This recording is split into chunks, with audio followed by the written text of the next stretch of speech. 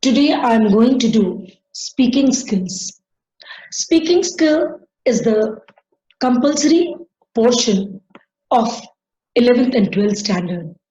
In CBSE board, uh, you get listening and speaking skill for 20 marks, and speaking skill carries 10 marks. So it is as important as any other textbook or question for speaking. So last year was the first time, 2019-20 was the first time to have speaking and listening skills introduced by CBSE board. And what I found, the children were better at listening, but when it came up to speaking, many good children could not speak properly. Children, you are expected to have acquired a reasonable degree of language proficiency in English language by the time you have come in 12th standard. For a large number of students, the higher secondary stage is the preparation for the university, where a fairly high degree of proficiency in English may be required. But for another large group, the higher secondary stage may be a preparation for entry into world of work. So this core course requires the skill and proficiency in English. Speaking and listening skill needs a very strong emphasis, and that is an important an important objective leading to professional competence. Hence, testing of oral skills must be made an important component of the overall listening pattern. To this end, speaking and listening skills are overly built into the material to guide the students in actualization of the skills. Speaking English is very important. You should have your vocabulary. The basic is grammar. Your grammar should be strong. Vocabulary, your pronunciation, and after all, ultimately, fluency. Speaking skill is the compulsory part of CBSE board, which carries 10 marks. Speaking English enhances your personality. You sound better when you could speak English nicely. Now, English is a global language. Children, you are able to express yourself with the people of any country throughout the world. So it is very, very important. Most of the good books and articles are available in English. If you want to study good books, if you want to read good articles, if you want to go for higher studies, higher education, you know, most of the books are available in English. So English is very important. It gives you confidence because you are able to express yourself, and you are easily able to express yourself with any community, with people of any country. And last but not the least, English is no more a foreign language now. Even in India, in our own country, when we converse in English with someone, we feel more comfortable because that way, region wise, we speak different languages. And English is the most common language in which you could express yourself. So, do you want to be confident in English, or you just want to be a failure? Tell me. Public speaking is not at all difficult. You are only scared. As we have read in the chapter Deep Water, where William O. Douglas says, we only have to fear is a fear itself. Because we are scared of speaking, so we do not feel confident enough.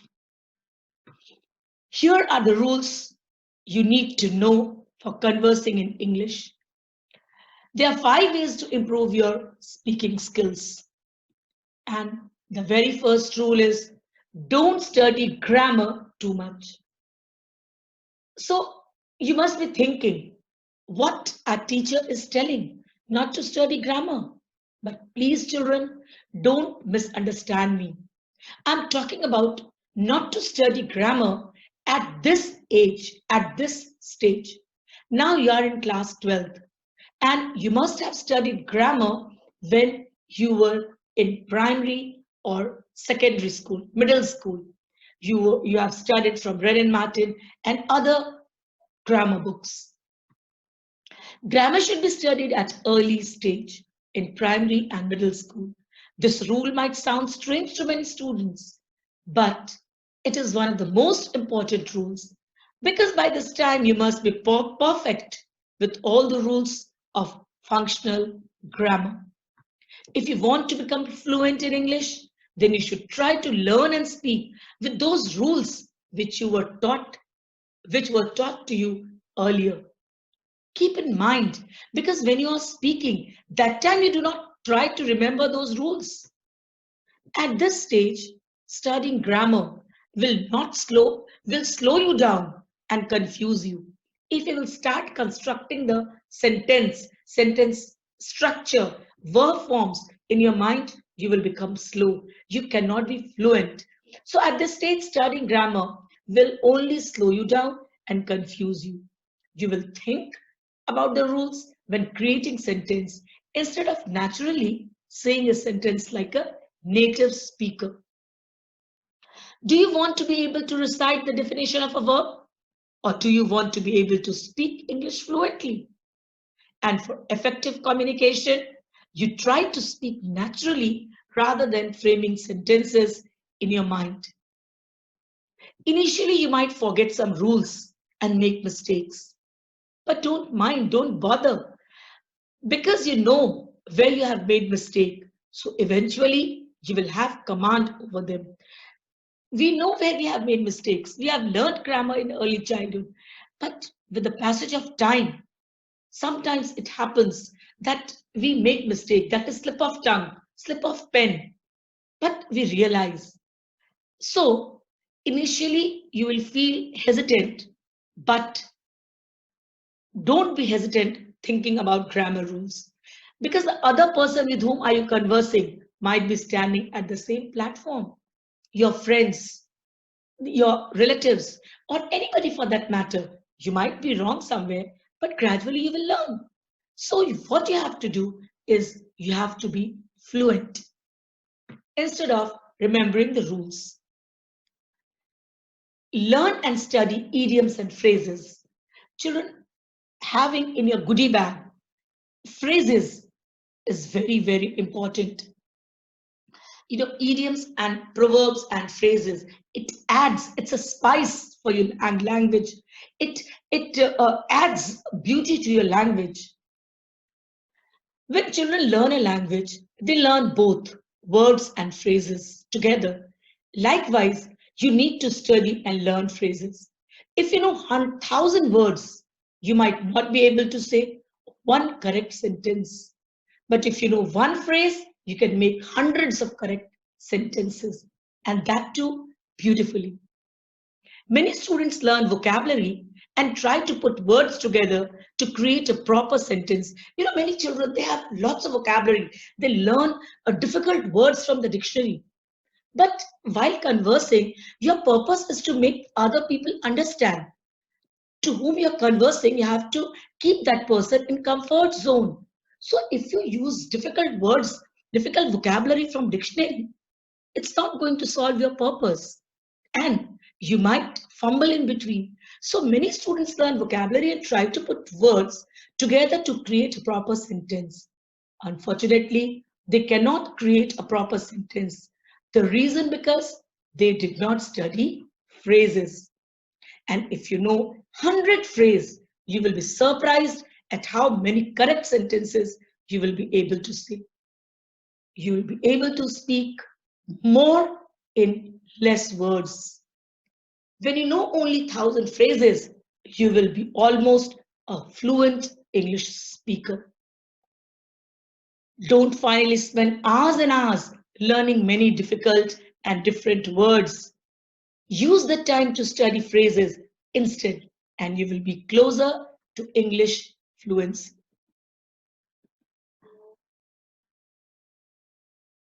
Children, we are in habit of translating. We think in Hindi and then we try to translate in English. And that is the reason of all the problems. When you want to create an English sentence, do not translate the words from your mother tongue. The order of words is probably completely different, and you will be both slow and incorrect by doing this. How is it possible? In Hindi, you will think, and in English, you will speak. Instead, learn phrases and sentences so you don't have to think about the words you are saying. It should be automatic. Another problem with translating is that you will be trying to incorporate grammar rules that you have learned, which is again a mess.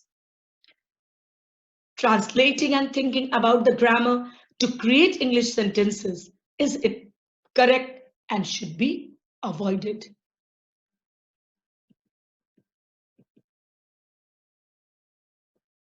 The third rule is reading and listening is not enough. You read a lot, you listen a lot, that is not sufficient. What you should do, mainly practice speaking what you hear. When you hear and you will not practice, then it becomes useless. Every day you hear the teachers conversing in English, your friends conversing in English, so many English movies, so many English songs. But when you come to school, you don't speak because you're not in habit of speaking. So when it comes to speak in English, you are in loss of words. You fumble, you hesitate. Reading, listening, and speaking are the most important aspects of any language. The same is true for English.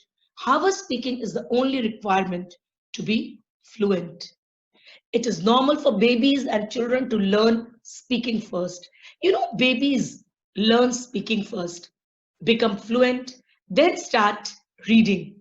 When you start speaking, then you read, because then only you will understand. And then they start writing. So the natural order is listening, speaking, reading, and then writing. But English, being the second language, is not very commonly heard in every home. At home, what you hear is your mother tongue. So you start understanding your mother tongue, and English becomes a second language, which is not very common in every family. So there are certain problems which pulls us back. And then the problem comes when first we learn to, the first problem is that the schools across the world teach reading first. Instead of listening English, we start reading. This is the faulty education system, that instead of talking to the children more, we start teaching them how to read. But reading is useless when they do not understand the meaning.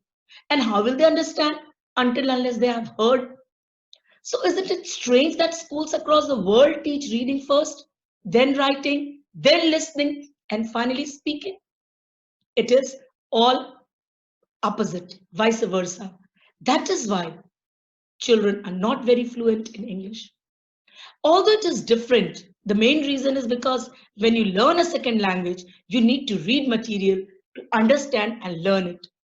So even though the natural order is listening, speaking, reading, and then writing, but the order changes in our education system, starting with reading, listening, speaking, and then writing. Another problem, the second problem is the reason many people can read and listen is because that's all they practice. But in order to speak English fluently, you need to practice speaking. Don't stop at the listening portion. And when you study, don't just listen. Speak out aloud. Speak out loud the material you are listening to and practice what you hear.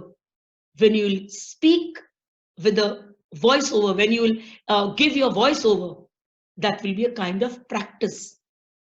Practice speaking out loud until your mouth and brain can do it without any effort. So initially, when you practice, when you speak with the speaker on television or in radio, your mind and your lips movement, what you're speaking and what your brain is receiving, that will be different. But gradually, your brain will start receiving, and you, without any effort, you will start speaking. By doing so, you will be able to speak English fluently. The next point is submerge yourself, means intermingle with English speaking people. Try to be comfortable with English speaking people. Use small words. Hey, what's up? Hello. Hey there. So these kind of words will make you make sentences. Being able to speak a language is not related to how smart you are. Anyone can learn how to speak any language. This is a proven fact by everyone in the world. So even the illiterate, uneducated people, if they live with English-speaking people, they can learn how to speak English. Same way as any foreigner, when he lives in it comes to India and lives with Hindi-speaking people, they learn to speak Hindi. So it is nothing very difficult. It's only you need to listen and practice. Whether you are intelligent or lacking some brain power, you are able to speak one language. And this is achieved by being around that language all the times. In your country, you hear and speak your language constantly, like our national language is Hindi. Mostly we are with Hindi speaking people, so we can converse in Hindi so fluently. Now, for speaking English, you have to create the background. You have to make the, the ground for speaking English. You will notice that many people who are good English speakers are the ones who studied in an English speaking school. But because they had an environment where they can be around English speaking people constantly. You don't have to go anywhere to become a fluent English speaker. You only need to surround yourself with English speaking people. You can do this by making rules with your existing friends that you will only speak English. So initially you may hesitate. Your friends might tease that you are trying to show off conversing in English, but it is your practice, and seeing you, your friends will also start practicing. You can listen to English documentary films, debates on English channels, English news, and good movies. Constantly listen to English sentences. You can achieve results by changing what your surroundings are. Submerge yourself in English and you will learn several times faster. The last point which I'm discussing, see, there is never ending. There are lots and lots of rules, lots and lots of people have different way of learning, but we have to sum up in short. So here, the next rule is study correct material. You know, children, parents always have seen pressuring, read newspaper. We tell our children to read magazine, but always take material in which you find some interest. So when you read newspaper, you do not find interest in it. A very common phrase is practice makes a man perfect. And I'm sure you all must have heard it. But you know what? I find it absolutely incorrect. Ask me why? This is far from the truth. How can practice makes a man perfect? Only correct practice makes a man perfect. So if you keep on doing wrong practice, you will be perfect. Practice only makes you perfect in whatever you are doing, permanent. If you practice the incorrect sentence, you will have perfected saying the sentence incorrectly. So if you want to be perfect, you have to be perfect. You have to speak correct. Therefore, it is important that you study correct material that is commonly used by most people. Another problem I see is that many students read the newspaper However, the language written or spoken is more formal and the content used is more political and not used in regular life. So again, even if you read, you are not able to communicate. It is important to understand what they are saying, but this is more of an advanced lesson that should be studied after learning the fundamental basics of English. Studying English with a friend who is not a native English speaker is both good and bad. So when you converse with your friend who is not a native English speaker, might be good as well as bad for you. It's good because you won't hesitate much, but it's bad because he won't be able to refine you. He must not be able to do the corrections. So you should be aware of the pros and cons of speaking with a non-native speaking friend. Practicing with a non-native person will help in motivating each other and point out basic mistakes.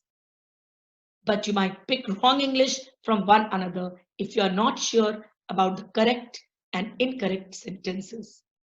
So use these practice time as a time period to use the correct material, not to learn how to say a sentence. In short, study English material that you can trust, that is commonly used and that is correct. Children, this is the perfect time, this quarantine period, when you can practice a lot with your brothers, sisters, mother, father at home. You can, along with your academics, you can watch television, you can hear a lots of things every day, and this is the best time for practice and enhance your speaking skills. Here I am giving you a list of most commonly used English idioms and phrases that will enrich your English vocabulary and make you sound like a native speaker. The best of both worlds. It means you can enjoy two different opportunities at the same time. By working part-time and looking after her kids 2 days a week, she managed to get the best of both worlds. Means she is getting two things at the same time. Speak of the devil. So it's very common phrase. Speak of the devil and the devil appears. This means that the person you are just talking about actually appears at that moment. See eye to eye. This means agreeing with someone. So when you agree with someone, you say, yes, I can see with you eye to eye.